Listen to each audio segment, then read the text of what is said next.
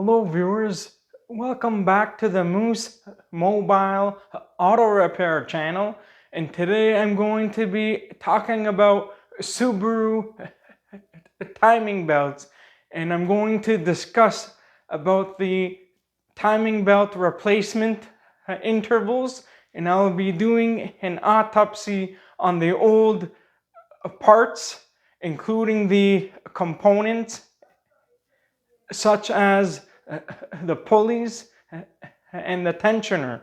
And before you guys decide to comment on my toolbox here that I got from Mac Tools years ago, I know it's very messy on top. I just haven't had the time to clean it up. I did organize it some time ago, but I made it into a mess again. So please, I don't want to hear any comments about the mess, but if you guys would like to leave a comment on my toolbox, that's okay with me. Feel free to share your opinions. And okay, let's get started. So today I have a kit that's from Eisen. I recently did a Subaru timing belt on the EJ253 engine. This one is a 2.5 liter single overhead cam. It was from a 2009 Impreza, and so I used the Eisen kit, which is exactly the same as the Subaru kits that they have from the Subaru dealership. And so if you get it in a kit like this, it's a lot cheaper than buying the parts individually at the Subaru dealership. So now it comes in a box like this. Here's the part number in the front. So I'm going to open this up and show you guys. So the kit, it comes with the instruction manual. So it has the timing belt routing and the instructions, as well as the torque specifications. So now I'm just going to have to stand up here a little bit. So this kit comes with the automatic tensioner by NTN. It comes in a box like this. And the tensioner is right here. I'm just going to show you all the parts first, and I'm going to discuss about the parts one by one. So here I have the water pump box. It says Eisen on it.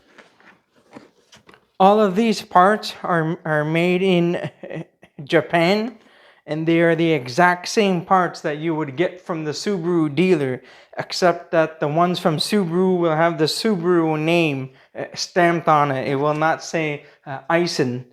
And here we have the cog pulley, idler, smooth pulley here. And we have the bottom idler here. We have the old belt. I'll set that aside for now. There's the NSK bearing for one of the pulleys. It comes in a box like this. You have the Koyo pulley, and there's another NSK pulley. Leave this here. And I purchased this separately, the thermostat by Eisen.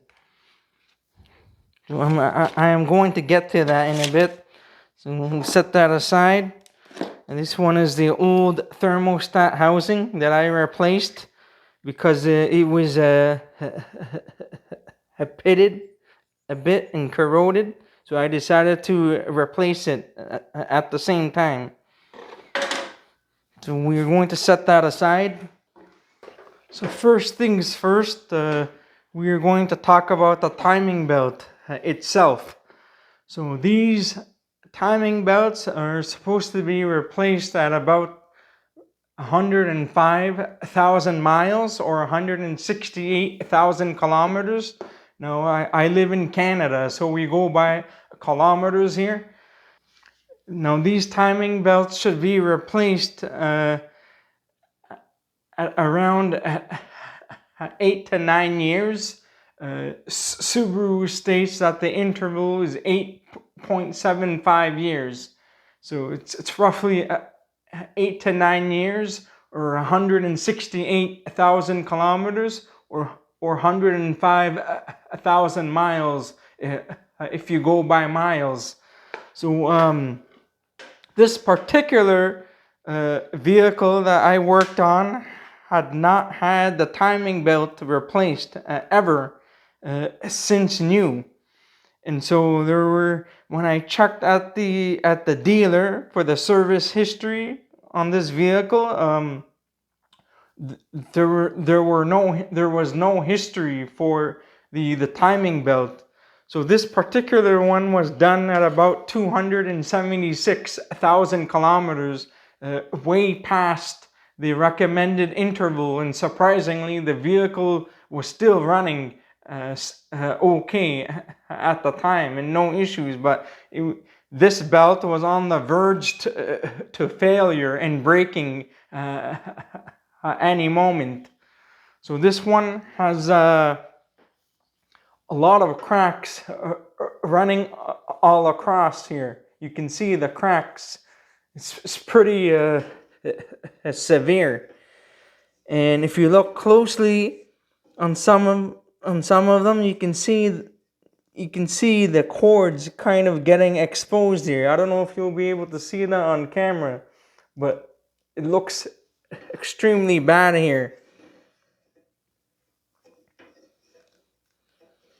So you see, anyways, you see a lot of cracking here. It's severely worn out. And on the teeth as well, you see a bunch of cracks in between here. So this belt is a Mitsubishi belt, not Mitsubishi. Some people may be mistaken on the name. It's a Mitsubishi. So the Aisin kit comes with a Mitsubishi belt, and it's the same exact belt that you would find from Subaru. So usually on the new belts, they would have some writing on it and the timing marks on the belt.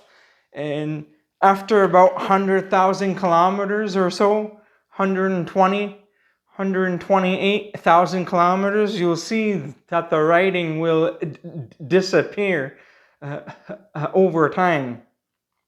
Usually once the printing on the belt has faded away, that's typically when you should have the belt replaced. Now, if you don't replace the belt, then it's very possible that the engine may skip time and cause damage to your engine. So you probably want to replace it before it gets to this stage. Let's talk about the tensioner here. So I'm surprised that this vehicle even went to this long without a replacement. I'm just having a hard time believing that. So anyhow, this is the tensioner. Now, once again, everything is made in Japan. It's a Japanese vehicle, so stuff like this, it's very imperative to use either the Aisin kit or the Subaru kit for the timing system. Otherwise, if you use anything else, there's a high chance that the pulleys and or the belt could fail well before the next replacement interval.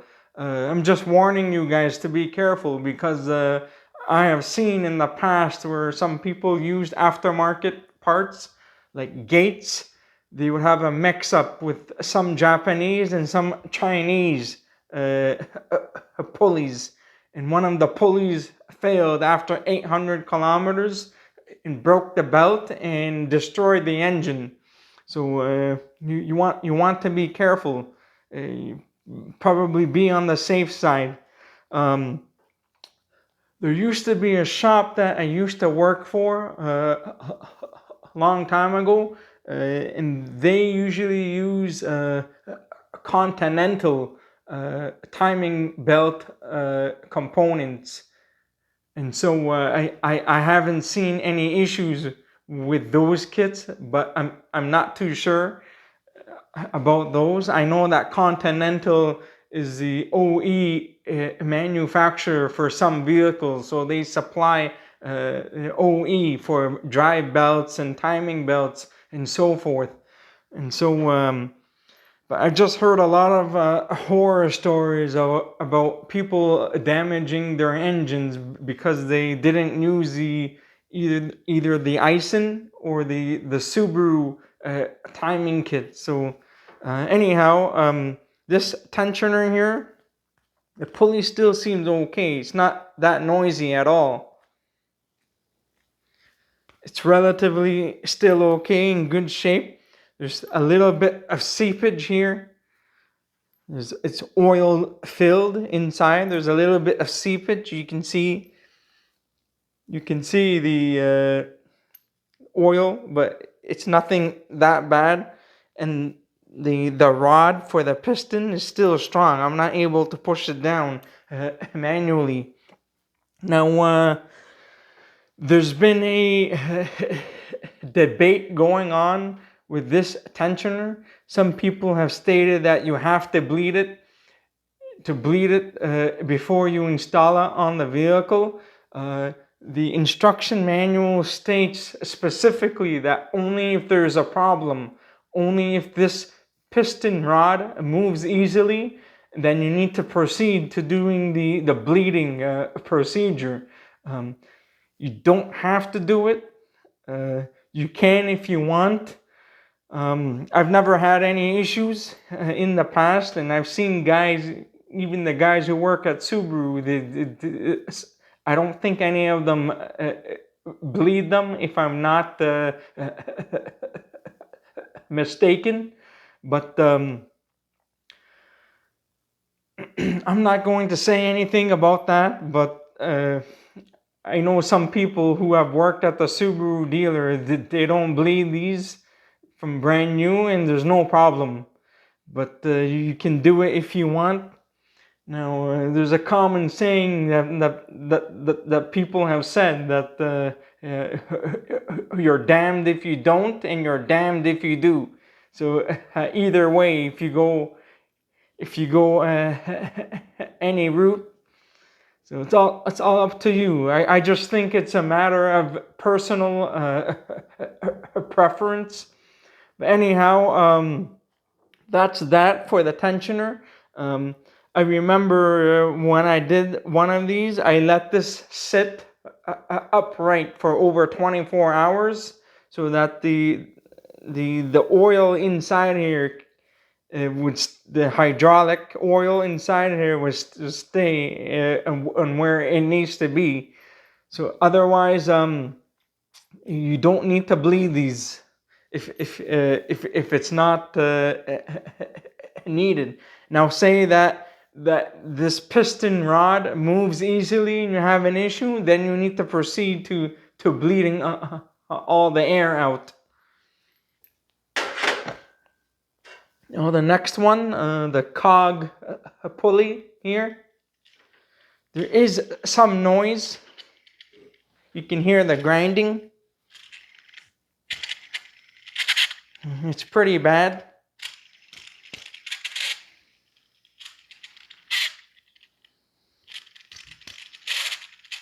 Yeah, that's pretty bad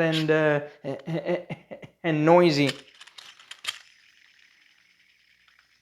I can put it close to the microphone so you guys can hear it.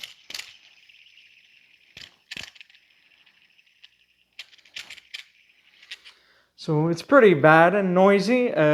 This is one of the first pulleys to fail first on this system.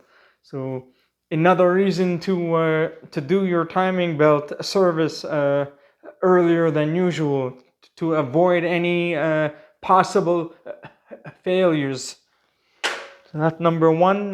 The bottom idler, a little noisy, not terrible, a little bit of play.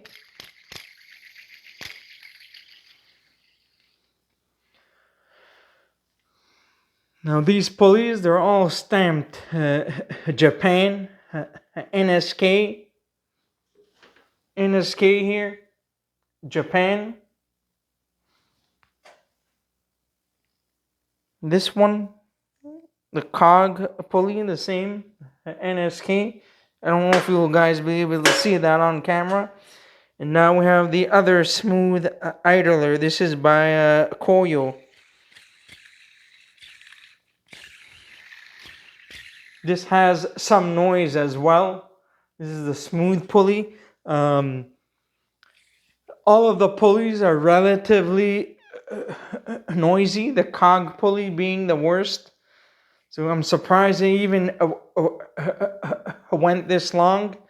So that's that for the pulleys. Here's the box.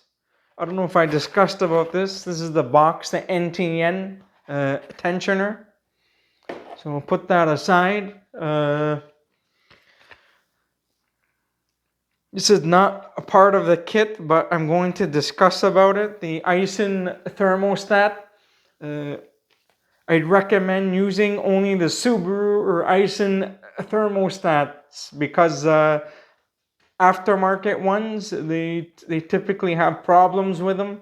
Either they leak or they just had issues. They just don't seal properly or don't work sometimes. So these Subaru vehicles are sensitive to what you use. So you're just best off using the original parts here because you don't want to take any chances. And this is the old thermostat housing. I replaced it because it had a bit of corrosion on it. And usually it's just a little bit pitted here around on the edges here. So I replaced this. Now what's left here? The water pump, Aisin water pump. I'm going to take this out. There's the gasket here that comes with the water pump. When you install these, I just know that you do not need to use RTV. You just install this dry, and that's it. The water pump was not too bad. It wasn't that noisy. Still seems to be okay. And this one is also has the stamp here. Says Japan here. So this one had the old thermostat in here. I left it in because I was replacing it with a brand new one. I wanted to do everything all at the same time. Save the customer some money. So they don't have to pay for the labor twice. So the water pump is relatively okay. I heard that these could last a relatively long time. But I highly recommend that you replace all of the components all at the same time to prevent any issues or failures in the future. It could be a challenge to install these. It's a little bit tricky, but once you get the hang of it, it's not that bad of a job. This one also came with the seals as well. The seals that go on the side here. There's two seals and one here as well. The black seal. Usually there's one here and there's one here on the side that goes here. I'm not sure where it is. Anyhow, that's everything. One thing I wanted to mention was the timing belt. I just wanted to give you guys a comparison on what a somewhat decent timing belt looks like. Now, I work on other vehicles too. Back then, when I used to work at the GM dealership, I did a timing belt, I believe, on a 2014 or 2015 Chevrolet Cruze that had the 1.8 liter Ecotec engine. Now, this timing belt is this timing belt here was replaced at about 160,000 kilometers, so roughly 100,000 miles. That's what the interval calls for the GM vehicles. The part number here. So this timing belt is not as bad as the Subaru one. I just wanted to show this as a reference point because I didn't have a new Subaru timing belt to show here. So this one, you can see here, it still is relatively not too bad. Very slight cracking on the smooth side. And on the teeth here, you can see a little bit, it's worn a little bit on the teeth. And some cracking in between the ribs. But still relatively not too bad in shape, but should be replaced because that's what the manufacturer recommends as for the interval replacement. To show you side to side comparison, just for a reference point.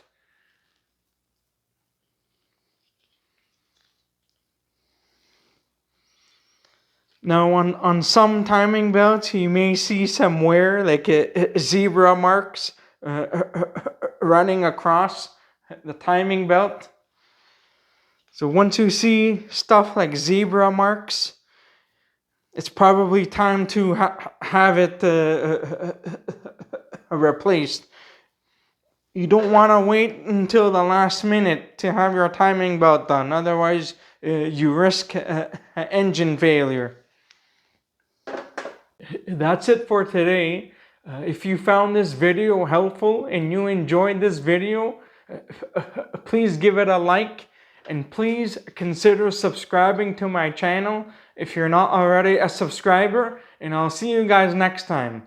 Have a good day and take care.